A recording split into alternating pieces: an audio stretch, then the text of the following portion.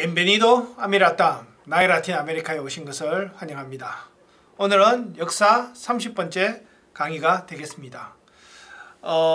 총 30번째 강의고 역사로 따지면 18번째 강의가 되겠네요. 지난번 시간에 1870년부터 1930년 사이에 라틴 아메리카가 1차 상품 수출 붐을 일으키면서 경제적으로 황금 시대를 이루었다. 그리고 그에 따른 정치적 변화로서 과두 지배 체제, 소수의 지주들이 지배하는 그런 과두 지배 체제가 들어섰었다. 그걸 대표하는 사람이 멕시코의 포르피리오 디아스였었다. 근데 포르피리오 디아스의 정치 체제가 여러 가지 경제적 발전을 이루거나 국가적 통합을 이루거나 정치적 안정을 이루거나 하는 그런 긍정적인 면도 있었지만 한편으로 장기 독재를 한다거나 토지가 집중된다거나 아니면 원주민 문화를 소멸시키려고 했다거나 하는 그런 문제점들도 있었죠. 그러다 보니까 그런 문제점들을 해결하려고 발생한 것이 바로 멕시코 혁명이 되겠습니다. 20세기의 라틴 아메리카 역사는 이제 20세기로 이제 접어드는데요. 20세기의 라틴 아메리카 역사는 한마디로 근대화를 위한 노력이라고 할 수 있겠습니다.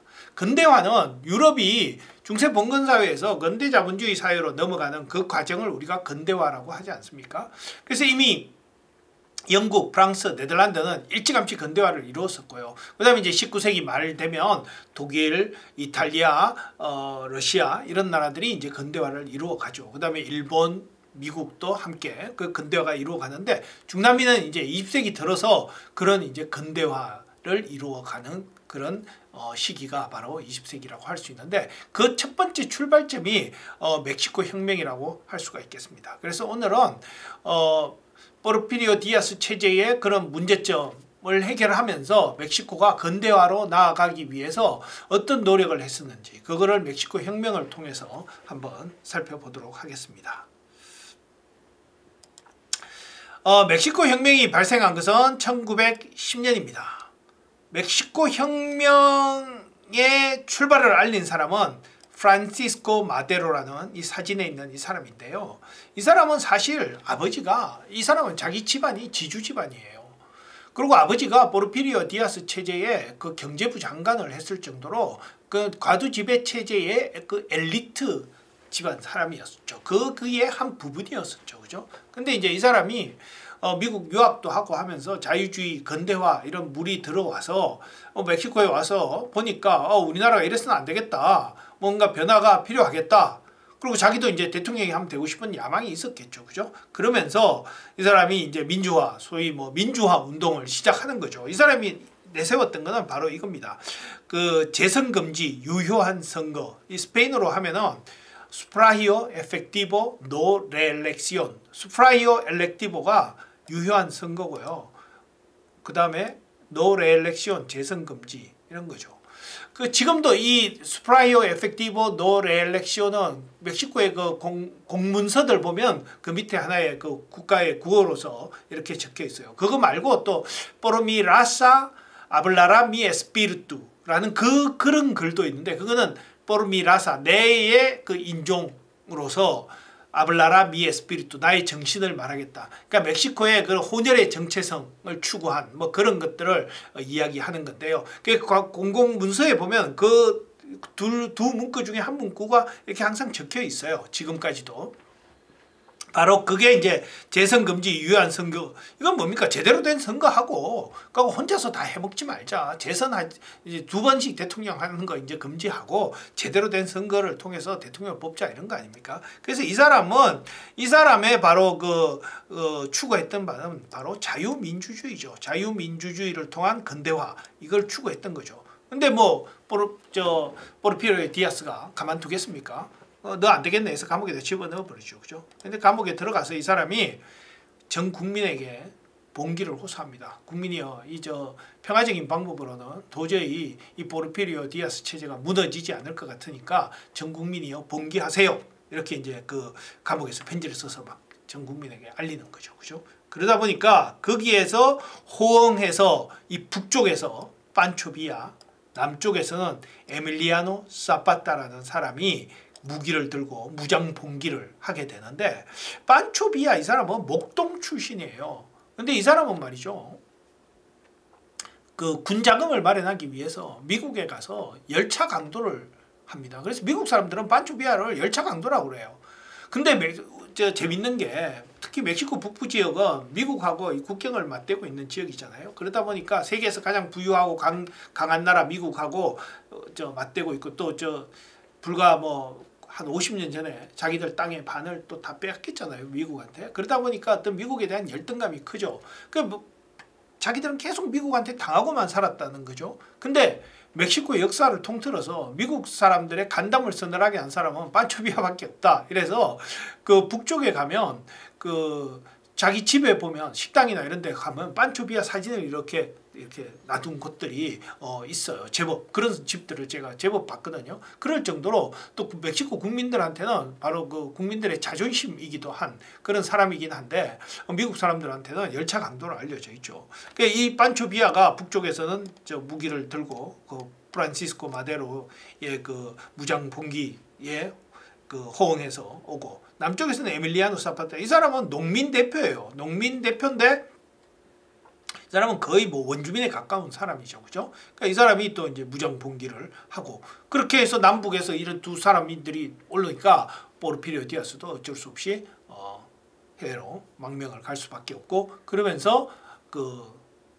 포르피리오 디아스 체제가 무너지는데, 근데 이제 문제는 이 두 사람이 이 혁명에 가담하면서부터 멕시코 혁명의 성격이 아주 급진화되기 시작한다는 거예요. 이 사람들은 자유민주주의 이런 걸 추구한 게 아니라 이 사람들의 가장 큰 거는 땅을 달라요. 그리고 우리 마음대로 할 수 있도록 자유를 달라, 이거였었죠, 그죠? 그러니까 땅을 달라, 굉장히 그 분배 이런 걸 추구했던 거죠. 그러다 보니까 멕시코 혁명을 어떤 사람들은 러시아 혁명이 1917년이니까 러시아 혁명보다 앞서는 20세기 최초의 사회혁명이다, 이렇게 부르는 사람들도 있는데, 멕시코 혁명은 사실상 굉장히 복합적입니다. 그런 그 다양한 계급들, 다양한 그 이데올로기들이 합쳐진 그런 성격에 띠고 있기 때문에 단순히 그 러시아 혁명보다 앞선 사회혁명이라고 부르기는 힘들고요. 그러나 멕시코 혁명 속에는 분명히 이런 분배 사회주의를 추구하는, 그 사회주의가 추구하는 그런 분배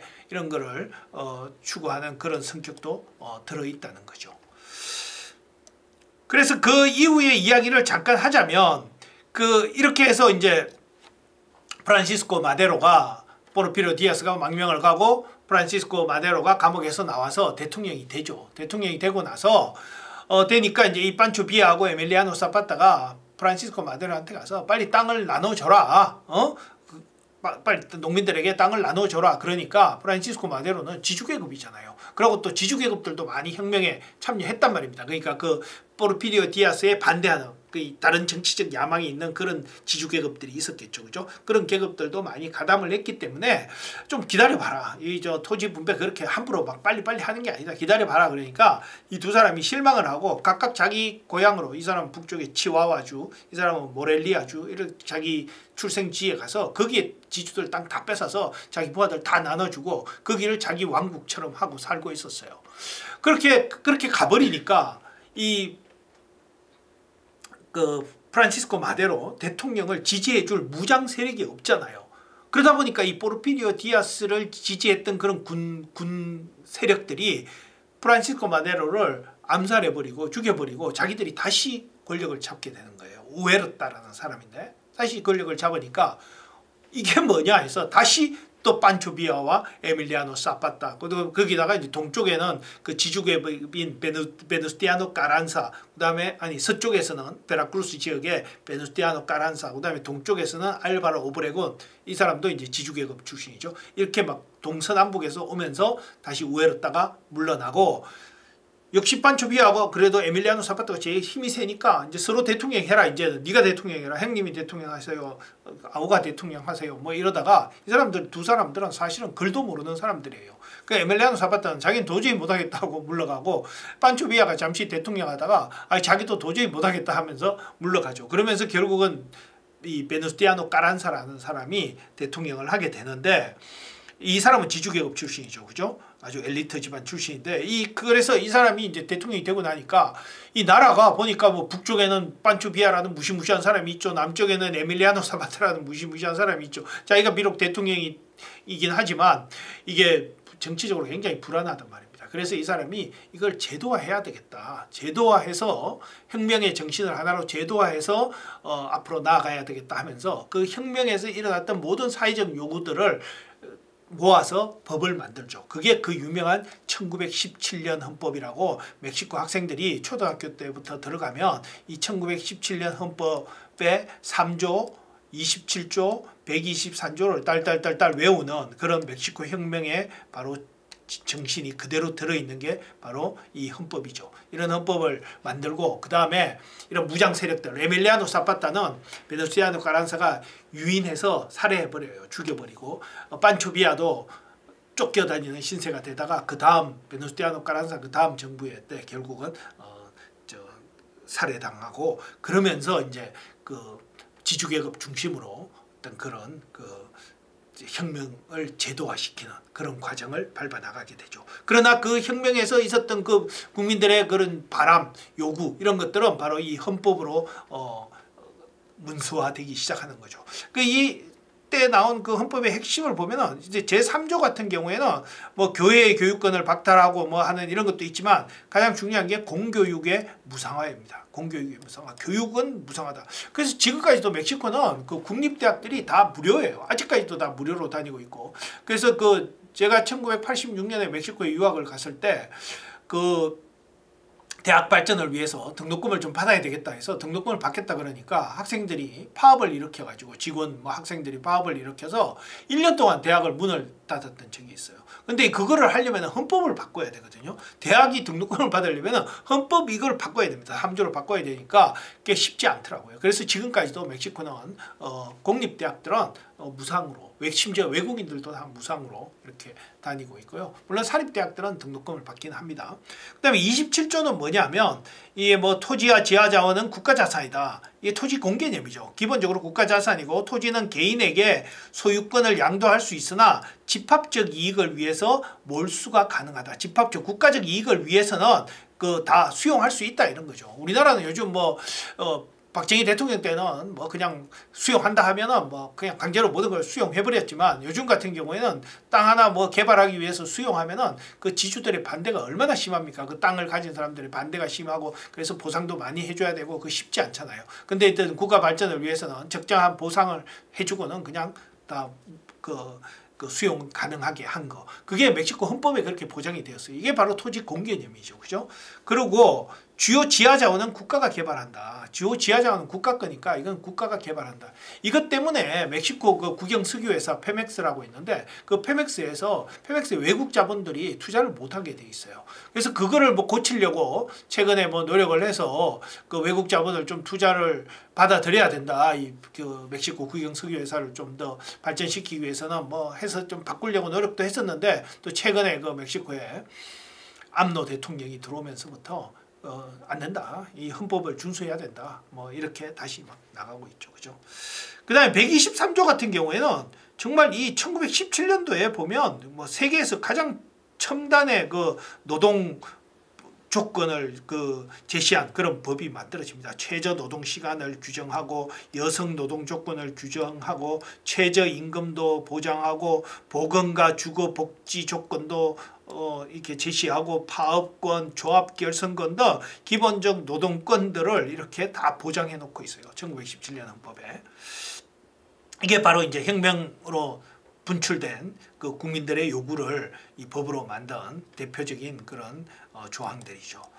그런데 이게 법을 만들어 놨다고 다 실현되는 건 아니지 않습니까? 그런데 그런 법으로 만들어진 거를 정말 실현한 사람, 혁명의 이상을 실현한 사람이 라사로 까르데나스 대통령이라는 사람입니다. 이 사람은 1934년에서 1940년까지 대통령을 했던 사람인데 그 세계 대공황 이후에 그죠? 대통령을 했던 사람이죠. 그죠?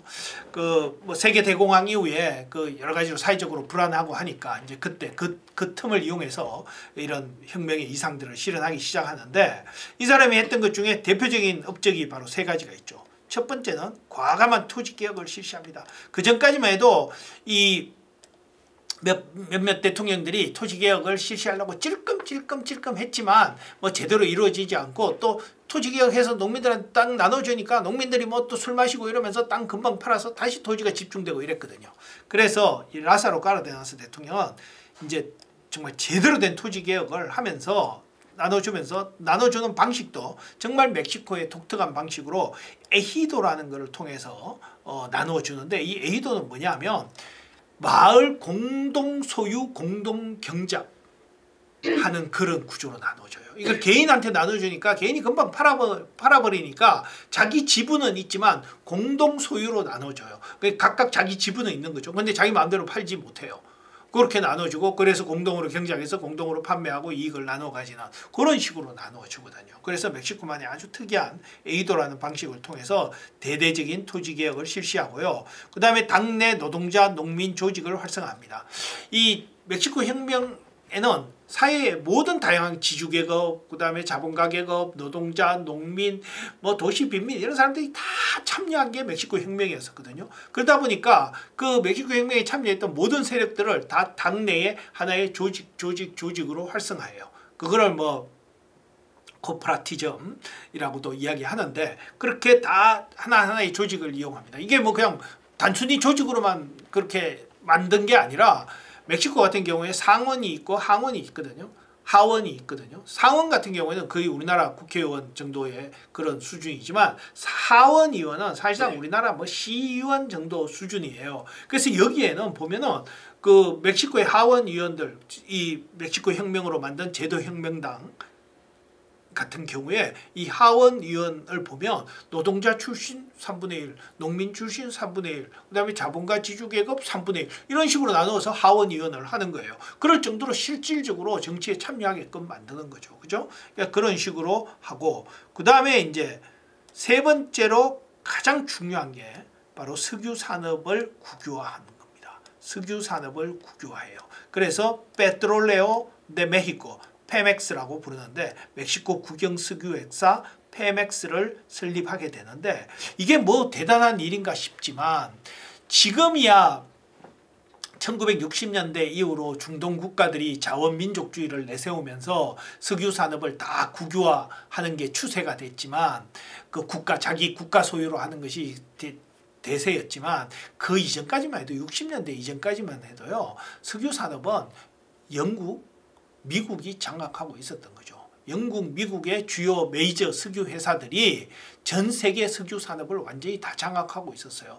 이 석유 산업, 석유를 개발하려면은 탐사하고 개발하고 생산하고 하는데 비용이 너무 많이 들고 기술도 많잖아요. 그러니까 처음에 그런 석유는 나는데, 자기 나라에 석유는 있는데 매장은 되어 있는데 그걸 개발 못하니까 이 영국하고 미국 회사들이 와서 다 했지 않습니까?